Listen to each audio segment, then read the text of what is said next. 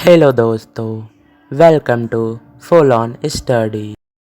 आज हम पढ़ेंगे नेताजी का चश्मा और इस कहानी को लिखा है स्वयं प्रकाश जी ने। इनका जन्म 20 जनवरी 1947 को मध्य प्रदेश के इंदौर नामक शहर में हुआ। आजकल आप भोपाल में रहकर साहित्य सृजन कर रहे हैं तथा वसुधा पत्रिका के संपादक से जुड़े हैं।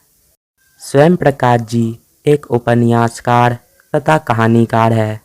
अब तक उनके 13 कहानी प्रकाशित हो चुके हैं।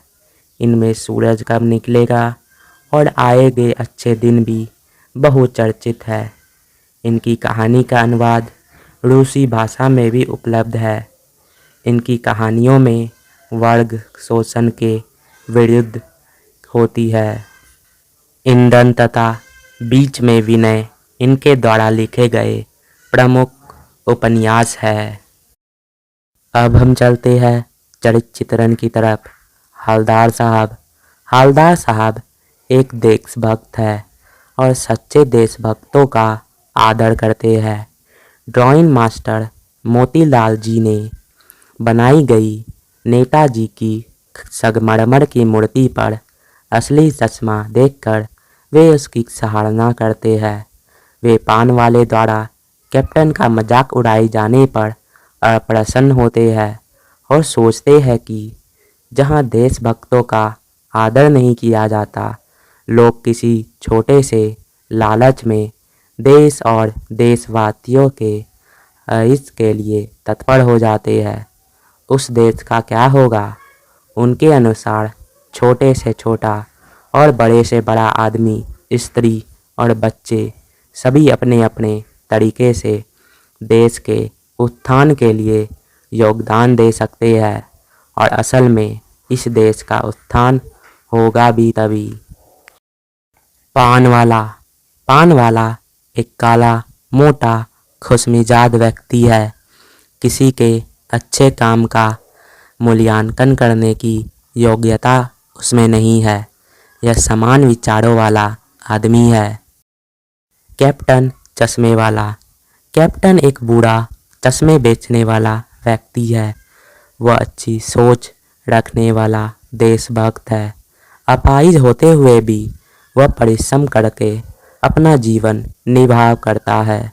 नेताजी की प्रतिमा में जो कमी रह गई है वह उसे सहन नहीं कर सकता तथा अपनी ओर से पूरी करने का प्रयास करता है। ये बहुत अच्छा व्यक्ति है। अब चलते हैं कहानी की तरफ। नेताजी का चश्मा के लेखक स्वयं प्रकाश जी ने अपनी इस कहानी के माध्यम से उन नागरिकों के योगदान के महत्व को उभारा है जो उसे पन्नों में खो गए हैं। देश के निर्माण में उन सभी ने अपनी अपनी तरीके से योगदान दिया है, जिनके नाम से सभी अपरिचित है। कैप्टन नामक चश्मे वाला की देशभक्ति भी उसी के कस्बे तक सीमित थी। हालदार साहब कंपनी के काम से कस्बे से 15 दिन बाद आया करते थे। यह कस्बा एक सामान्य कस्बा ही था। इसमें कुछ कच्चे व पक्के मकान थे। लड़के लड़कियां के लिए एक स्कूल भी थी। नगर पालिका कस्बे के लिए यदा कदा कुछ काम भी कर लिया करती थी। नगर पालिका ने कस्बे के चौराहे पर नेताजी की मूर्ति लगाने का फैसला किया और कस्बे के स्कूल के इकलौते ड्राइंग मास्टर, जिनका नाम मोतीलाल था, मूर्ति बनाने का कार्य सौंप दिया। मोतीलाल जी ने एक महीने में संगमरमर पत्थर से नेताजी की छाती तक की मूर्ति बनाकर तैयार कर दी, पर उसमें चश्मा लगाना भूल गए और पत्थर का चश्मा बनाने में असफल रहे होंगे। उन्होंने पान वाले से हर बार मूर्ति के चश्मे बदलने की बात पूछी। पान वाले ने उन्हें बताया कि कैप्टन चश्मे वाला नेताजी का चश्मा बदल देता है। जब किसी ग्राहक को मूर्ति पर लगा चश्मा पसंद आ जाता है तो वह चश्मा उतार कर दे देता है और नया चश्मा मूर्ति पर लगा देता है। उसे बिना चश्मे की मूर्ति अच्छी नहीं लगती। पान वाले ने यह भी बताया कि मूर्तिकार मास्टर मोतीलाल मूर्ति को चश्मा लगाना भूल गए थे, जो कैप्टन को ठीक नहीं लगता था। उसने मूर्ति को एक समान चश्मा का चौड़ा काला फ्रेम पहना दिया था। हवलदार साहब कैप्टन चश्मे वाले से बहुत प्रभावित थे, जिसने अपनी देशभक्ति से मूर्ति के अधूरेपन को पूरा किया था। उन्होंने पान वाले से उसके बारे में यह भी पूछा कि क्या वे नेताजी की फौज का कोई सिपाही था। पान वाले ने मुस्कुराते हुए कहा कि लंगड़ा व्यक्ति फौज में कैसे जा सकता है। तभी वह उस तरफ से जाते हुए कैप्टन को दिखाता है।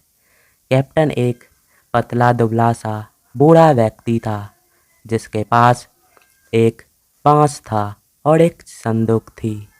बांस पर तरह तरह के चश्मे लटके हुए थे। जिस ढंग से पान वाले ने हवलदार को कैप्टन का परिचय दिया था, वह उनको पसंद नहीं आया। हवलदार साहब कैप्टन के बारे में और भी जानना चाहते थे, परंतु व्यस्त रहने के कारण पान वाला बताने को तैयार नहीं था। हवलदार साहब 2 साल तक लगातार वहां से आते रहे और नेताजी की मूर्ति के बदले हुए चश्मे देखते रहे। एक बार हवलदार साहब उधर से गुजरे तो उन्हें नेताजी की मूर्ति पर चश्मा नहीं दिखाई दिया। पान वाले से पूछने पर हवलदार साहब को कैप्टन के मरने की बात पता चली। वह यह सुनकर चले गए और यह सोचने लगे कि देश के भविष्य का क्या होगा, जिनकी जनता देशभक्तों पर हंसती है और अपने लिए बिकने के मौके ढूंढती है। जब 15 दिन बाद हवलदार साहब फिर उधर से आए, उन्हें सोच लिया था कि आज चौराहे पर रुककर वो मूर्ति की तरफ देखेंगे ही नहीं, और अचानक उसकी नज़र उस पर आ गई तो देखकर हैरान हो गए। मूर्ति पर बच्चों ने सरकंडे से बना चश्मा पहना दिया था। यह देखकर हवलदार साहब भावुक हो गए। उन्होंने बच्चों की भावना का सम्मान किया। मूर्ति के सामने अटेंशन में खड़े होकर नेताजी को प्रणाम किया। अब यहाँ पर कहानी समाप्त होती है। आशा करता हूँ आपको ये कहानी पसंद आई होगी और वीडियो अच्छी लगी तो लाइक भी ज़रूर करना। जय हिंद।